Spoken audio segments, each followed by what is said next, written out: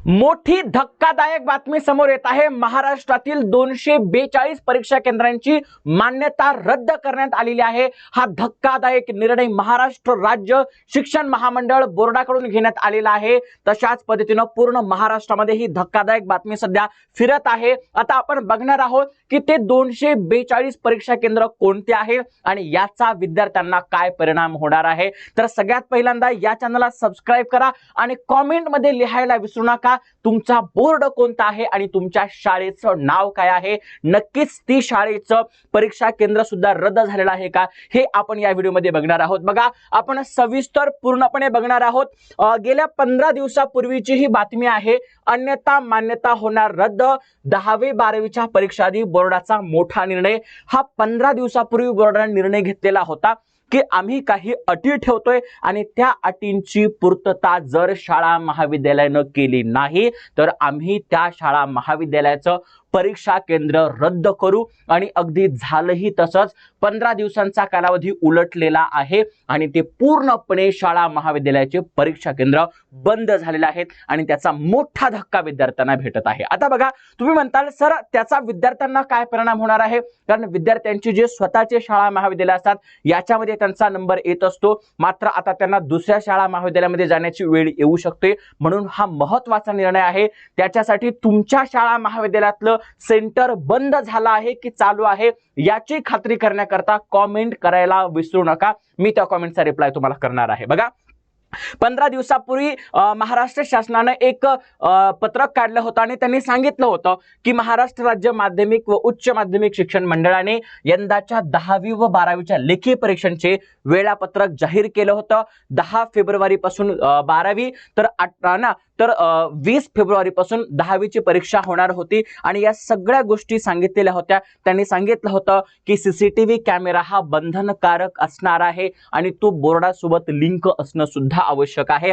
त्याच्यासोबतच शाळाच्या संरक्षण भिंती म्हणजेच कंपाऊंड वॉल सुरक्षा यंत्रणा असणं गरजेचं आहे आणि याच्यासाठी 15 दिवसांचा कालावधी दिला गेलेला होता। आणि त्याच्यासोबतच कॉपी प्रतिबंधासाठी बोर्डानं कठोर पावलं सुद्धा उचललेली होती। डिजिटल वॉच सुद्धा असणार होता, मात्र बऱ्याच शाळा महाविद्यालयांना 15 दिवसांचा कालावधी दिला असताना सुद्धा त्यांनी याची पूर्तता केलेली दिसत नाहीये। आणि अगदी जरी आपण पाहायला गेलो तर सोलापूर मधली ही जी काही बातमी आहे, बरोबर आहे, त्याच्यानंतर वेगवेगळ्या ठिकाणच्या ज्या काही या बातम्या आहेत ह्या समोर येत आहेत आणि वेगवेगळ्या बोर्डानुसार म्हणजे सोलापूर आहे, त्याच्यानंतर छत्रपती संभाजीनगर आहे, पुणे बोर्ड आहे, कोकण बोर्ड आहे, त्याच्यानंतर नागपूर बोर्ड आहे, अशा प्रत्येक बोर्डामधून वेगवेगळ्या शाळांचा याच्यामध्ये समावेश केलेला आहे। ती शाळांची नावं इथं आपण घेत नाहीयेत, मात्र त्यांची नावं तुम्हाला कमेंट सेक्शन मध्ये लिहायची आहेत, जेणेकरून मी त्याचा रिप्लाय करेल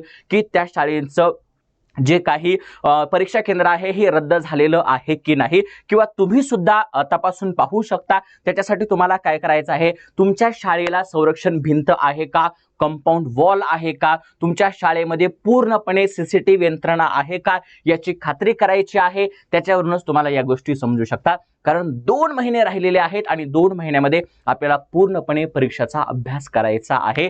याच्यासाठी आपणही खूप महत्त्वाचा निर्णय घेतलेला आहे। या Unacademy Maharashtra 9th and 10th या चॅनलवर आमची पूर्ण टीम तुमच्यासाठी वन शॉट सिरीज घेऊन येत आहे, ज्याच्यामध्ये इम्पॉर्टंट क्वेश्चन्स असतील, ज्याच्यामध्ये पूर्णपणे महत्त्वाचे important questions, concept, diagrams, reactions, नकाशे, सगळ्या गोष्टींबद्दल आपण डिटेल डिस्कशन करणार आहोत आणि 2 महिन्यामध्ये परफेक्ट बोर्डाची तयारी करणार आहोत। त्याच्यामुळे आमच्या सोबत जोडले जा आणि त्या मित्रांना हा व्हिडिओ शेअर करा जे असं विचारतात की नाही कॉपी चालते, पण भावानो यावर्षी कॉपी चालणार नाही। जर अभ्यास केला तरच तुम्ही पास व्हाल, जर अभ्यास केला तरच तुम्ही 90% वर जाल। त्याच्यामुळे अभ्यासाला लागा, वेळ अजून गेलेली नाहीये, अजूनही 2 महिने आपल्याकडे शिल्लक राहिलेले आहेत, कारण यावर्षी भाई कॉपी चालू देणार नाहीत, पूर्णपणे ते सेंटर्स बंद केले गेलेले आहेत, बरोबर आहे। त्याच्यामुळे अभ्यास करा, आमच्या सोबत जोडले जा, या व्हिडिओला जास्तीत जास्त लाईक्स करा। जो लाईक करणार नाही तो यावर्षी नापास होणार आहे, फेल होणार आहे।